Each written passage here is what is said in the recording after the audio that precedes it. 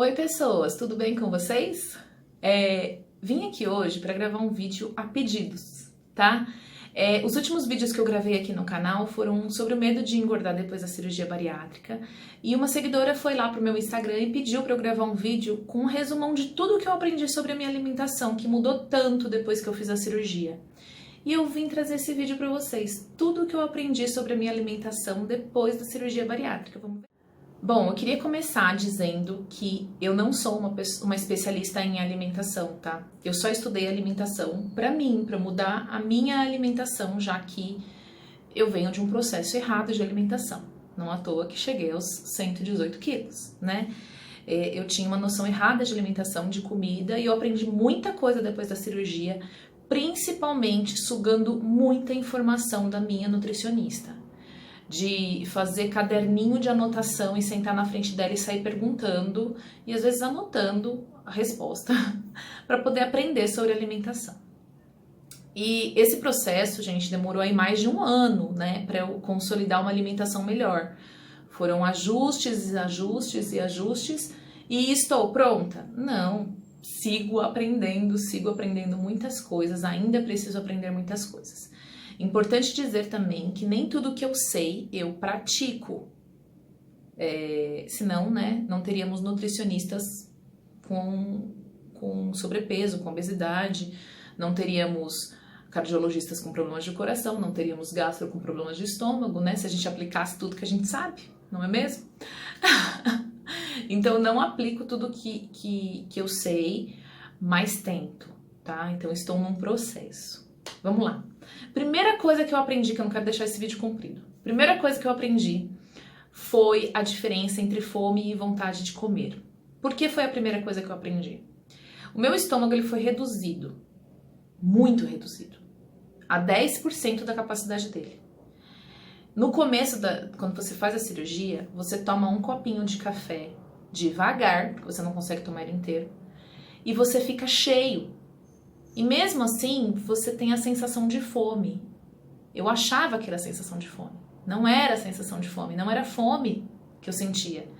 Era vontade de comer. Então, foi a primeira coisa que eu descobri, que existe a fome e a vontade de comer. E que a maioria das vezes a gente tá com vontade de comer.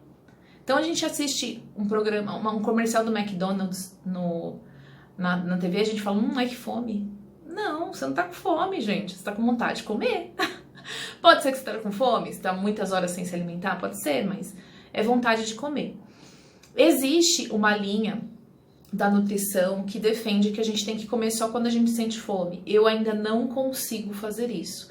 Eu ainda preciso fazer aquela coisa do café da manhã, almoço e jantar, né?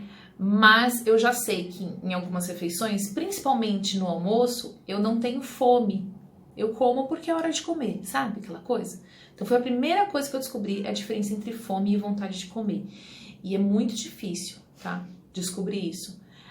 Mas um indicativo bem importante é que assim, quando você tá com fome, qualquer comida é comida, né? Quando você não tá com fome, você fala, ai, eu tô com uma fome, mas eu não queria comer ovo. Tô com uma fome, mas eu queria comer um bolo de chocolate. Isso não é fome, isso é vontade de comer. Ah, eu queria uma lasanha. Porque na hora que você tá com fome, tem um ovo cozido de ontem e você come porque você tá com fome. Entendeu? Tem uma batata fria e você come porque você tá com fome. Às vezes não dá tempo nem de você esquentar no micro-ondas pra você comer. Isso é fome. Então, eu aprendi a diferenciar fome de vontade de comer. Foi a primeira coisa. Segunda coisa que eu aprendi foi a mastigar. Tudo que eu aprendi sobre alimentação, gente. Mastiguem. No começo, que eu comecei a me alimentar com alimentos cozidos e sólidos, se eu não mastigasse, eu tinha entalo, eu vomitava, eu ficava cheia muito rápido. Então eu aprendi a sentar, pôr a comida na boca, soltar o talher. E no começo, eu contava as minhas mastigadas, eu contava até 30. E assim, antes, eu colocava na boca, mastigava ali 1, 2 vezes, só para organizar a comida para descer e engolia. Era um absurdo, não era mastigação aquilo. Hoje eu mastigo a comida. Então eu aprendi a mastigar muitas vezes. Isso também é uma coisa muito importante.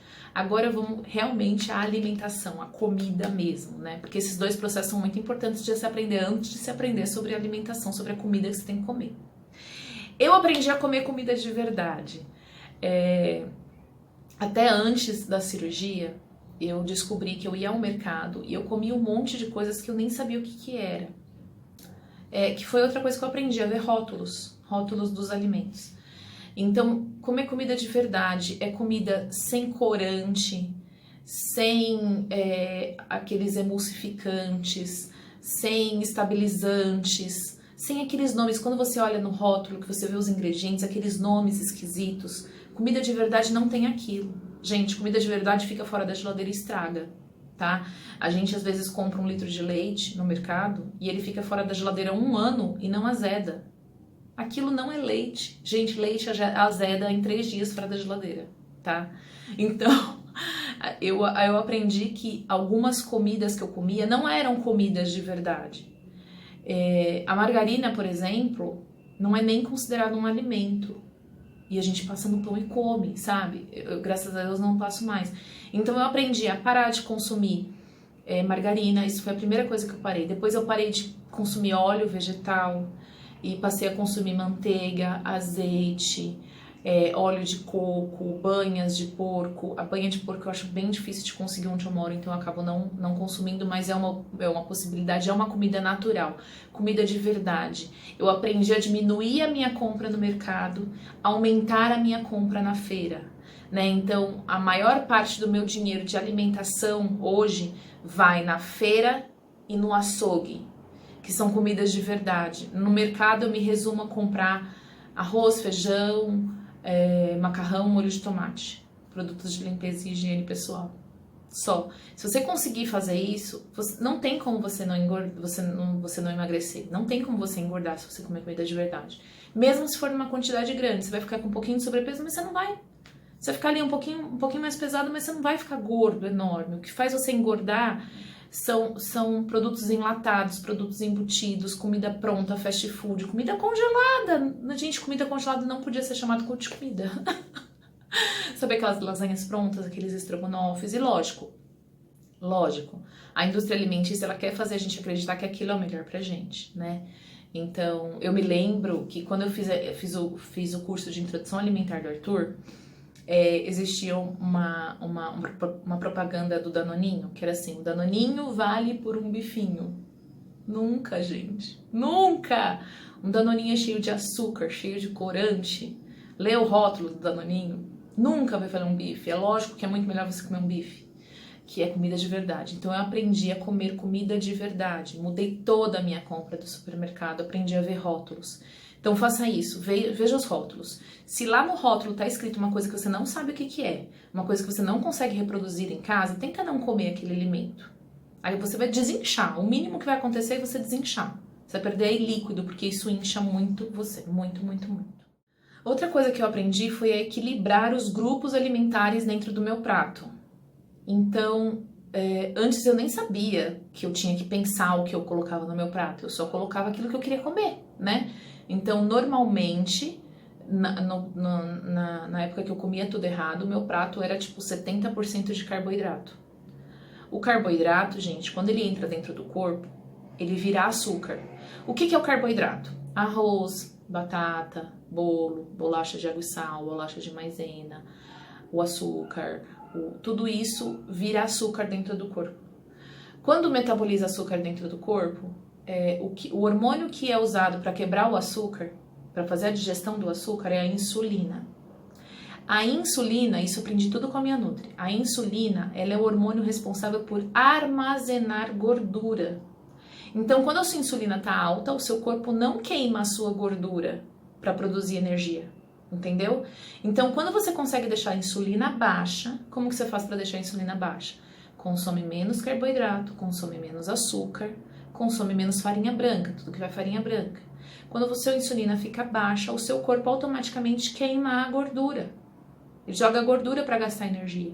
E aí você emagrece, você perde gordura. Então, não sabia disso, me acabava de carboidrato. Hoje eu já divido o meu prato mais correto, entendeu? Nos grandes grupos alimentares eu penso em carboidrato, proteína, gorduras e os vegetais, fibras, minerais, as vitaminas, né? Então eu divido sempre em 4 grupos. As gorduras, que é muito importante, eu aprendi a não comer margarina de jeito nenhum. Margarina não é considerada alimento. Nem os ratos, que comem tudo, comem cimento, não comem margarina. Então eu parei de consumir margarina, eu como manteiga e azeite e gordura animal, que era uma coisa que eu não comia, a gordura animal, e eu tô aprendendo a fazer isso. Então eu sempre cozinho os meus alimentos com essas gorduras. E aí eu penso no meu prato, na divisão do meu prato, de uma forma mais equilibrada para que eu consiga não subir muito meu nível de insulina. Eu tento consumir menos carboidrato.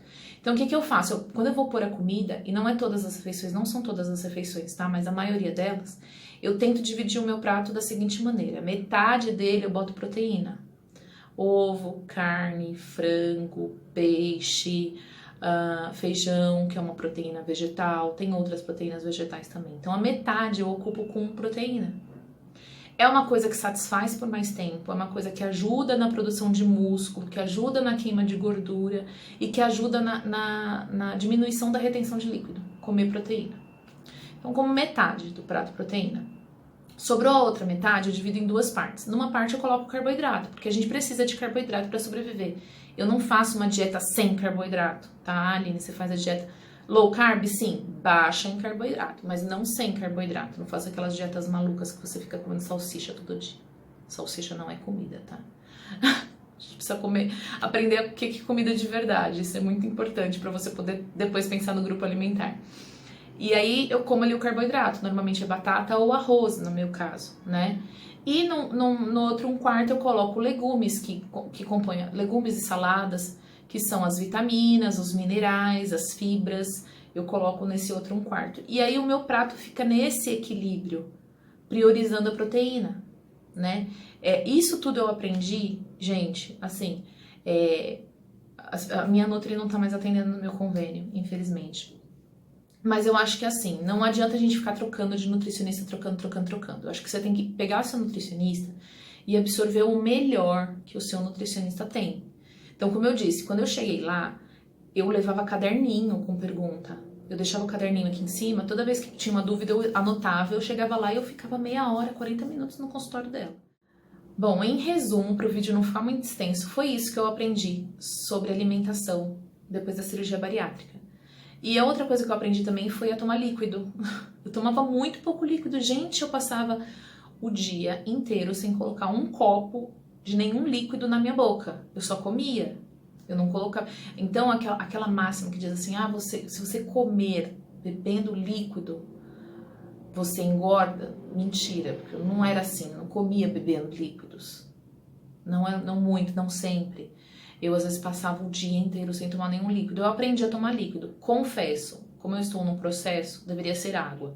Não tomo tanta água quanto eu deveria, mas eu tomo muito chá, né? E foi uma forma que eu substituí para poder tomar líquido. E vocês vão ver que vocês se sentem muito melhor tomando líquido. Então, eu espero que com esse vídeo dê um start para vocês, assim, tipo, não parem nesse vídeo. Dê um start para vocês irem pesquisar. Hoje em dia a gente tem internet, a gente tem a quarentena. Que a gente tá ficando preso dentro de casa. Então a gente tem mais tempo, né? Quem tá podendo ficar preso dentro de casa tem mais tempo. Pesquisem, né?